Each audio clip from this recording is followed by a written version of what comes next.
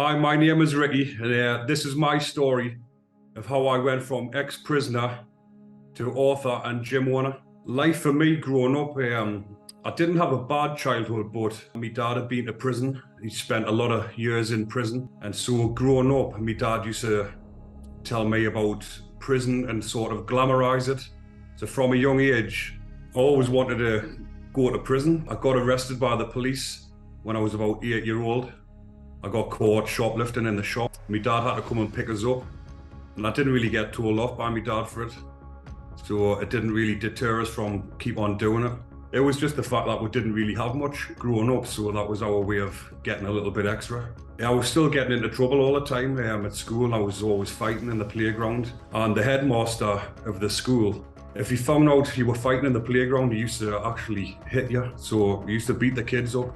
When I was 11-year-old, when I went to the secondary school, I started drinking alcohol, and that's when I started using drugs. And then when we got to like 15-year-old, we used to go to the nightclubs, and then we'd be getting into trouble with rivals from different villages. It would start becoming more violent, where we'd be using weapons and using bottles. Over the next few years after that, I got locked up about a dozen times for numerous different violent offences. By that age, my mum and dad, they tried to teach us the right way, but obviously we didn't listen. And because of the environment that we grew up in, everybody fighting around us when we were kids, it just seemed to carry on into us. Like, you are what you see, I think, to be honest. The time that I did finally go to jail, it was through violence, because the violence was escalating. I'd been using weapons, but it went from using bottles to using a machete. That's what I got locked up for. I got imprisoned for hacking someone up with a machete. My dad got sentenced to prison for murder when I was 18, which sent me even worse. So in my head, I wanted to be in prison to be with my dad. On my way to prison, when I got remanded from the magistrate's court, instead of, you would think you would be scared on your way to prison, but I was sitting there in the back of it's called the paddy wagon, which is the bus that takes you to jail. I'm just sitting in the back. They had the radio on, and I'm just sitting in the back, just bouncing away, like thinking, I'm on my way now. And I was ready for it. It was a young offenders institution, which is from the ages of 15 to 21. I walked in and it was just like a youth club. Everyone's bouncing around in the association room. Everyone's happy with the music on. I was in that prison for a few months, and then it was my 21st birthday, just after I got arrested.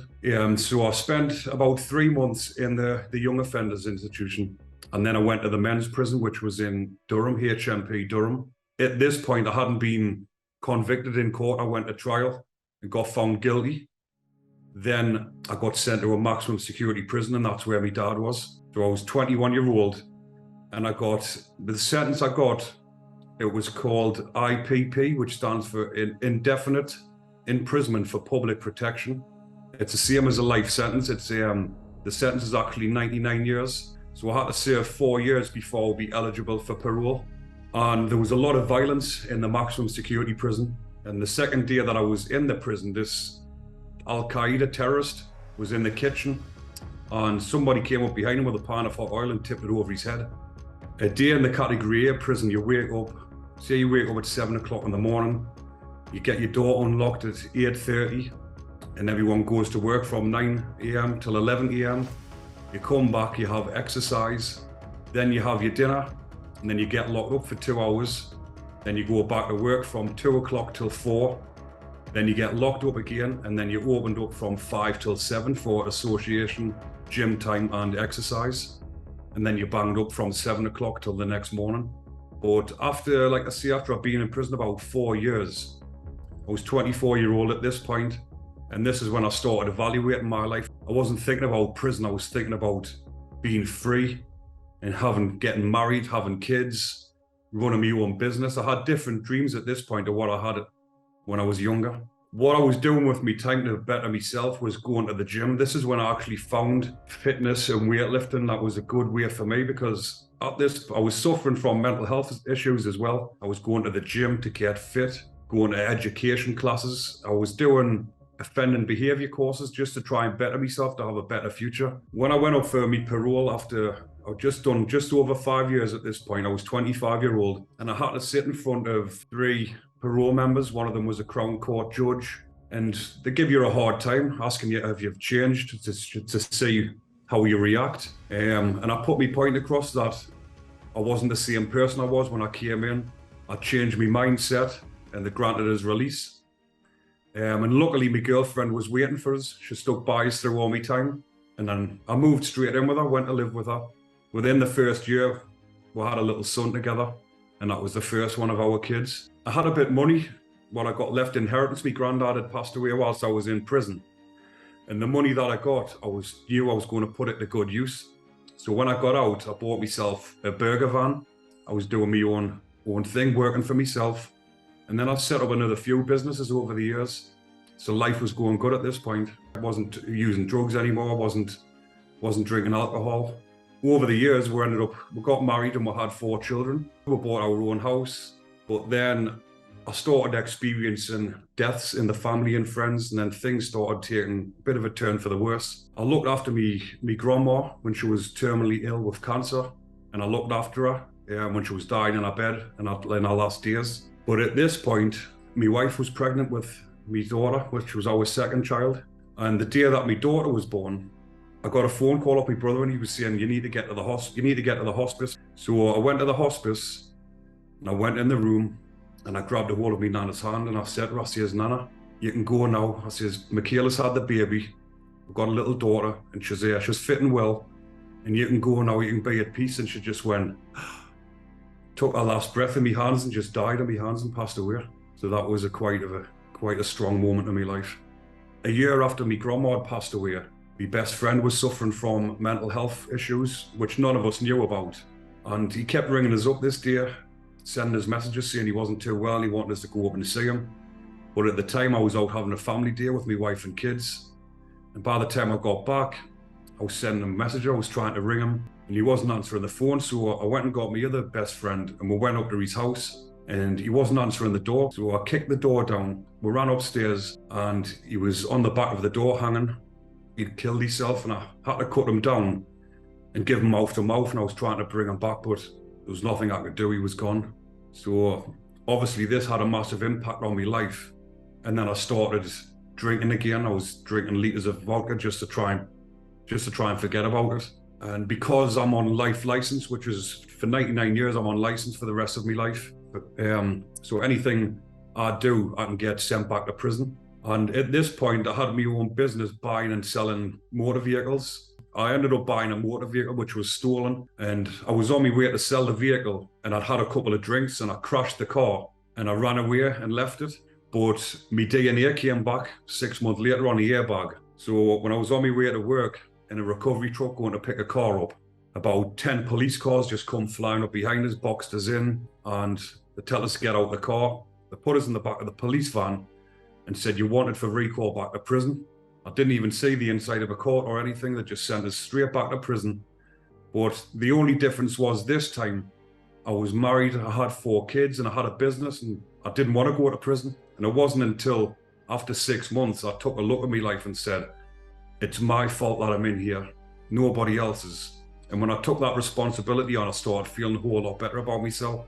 And this is when I was working out even more, but I was doing body weight exercises on the yard. And I got myself extremely fit, the fittest I'd ever been in my whole life. And I was getting the other lads out on the yard, and we were all training together, and I was acting like the personal trainer. And I had about 5 of us, and we all got extremely fit, and everyone was thanking us for what I was doing for them all, because they were all feeling so much better about themselves. And this is when I got the idea of writing my book, which is this one here, Brooke. I wrote that book, Behind the Bars Ruthless Fitness. And then it took about 9 months to write the book. And I got released after it was nearly 14 months I'd been back in prison. And the first day I was out, I started typing my book up. It took us about another 9 months to get it finished, 18 months altogether.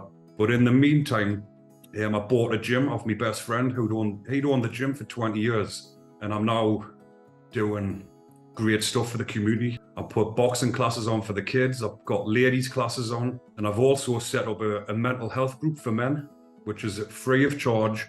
You can come in and you can use the gym for free. And I'm trying to pass my skills on to everybody else, what I've learned myself, of how to change your mindset from negative to positive. I think a lot of the young people, especially growing up around areas like this, which is a bit underprivileged. There's not a lot for kids to do around here. They want to have this reputation. They want to be the biggest, the hardest, and they'll do anything to get it, which is exactly the same mindset I was in when I was a child, like a kid. The lifestyle that I idolize is the crime-free lifestyle, because you wake up every day, you feel happy, you've got no issues, you're not looking over your shoulder, you haven't got people that want to fight you. You come back home on a night time and your kids are happy, your wife's happy, they're not worrying about you, they don't think you're going to get sent to prison because you're being silly. And I think real men are the men that go to work and look after the family. The reason why I'm sharing my story is because if I had somebody around like myself when I was a kid, I might not have went down that path. The advice I would give to people or kids that are in that lifestyle is think about your family, because they're the ones that suffer the most. Think about what you want for your future, because you're only going to end up hurt, killed, or in prison.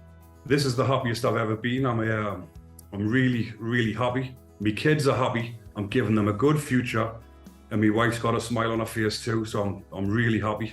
So my gym's based in my hometown in the high street, and it's for anybody and everybody. I'm well known obviously because of the badness that I've done, but because of everything good that I'm doing now, I'm well respected in my area. People look up to us and people come to me for help, but it makes me feel good about myself.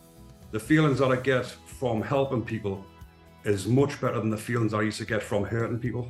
The name of my gym is Ruthless Fitness, which comes in with my book, because my book's called Behind the Bars Ruthless Fitness, and the mental health group that I'm running is called Behind the Bars Mental Health Group. When I say behind the bars, I don't just mean behind the bars being locked up in prison. I mean behind the bars in your head, and it's about breaking through them barriers to get out there and create a better life. Thanks for listening to my story, everybody. If you want to know more about myself, I've got my own YouTube channel, which is Behind the Bars TV, and I tell stories about my time in prison just to educate people about how bad prison actually is and let people know what it's like to be in prison. Thank you.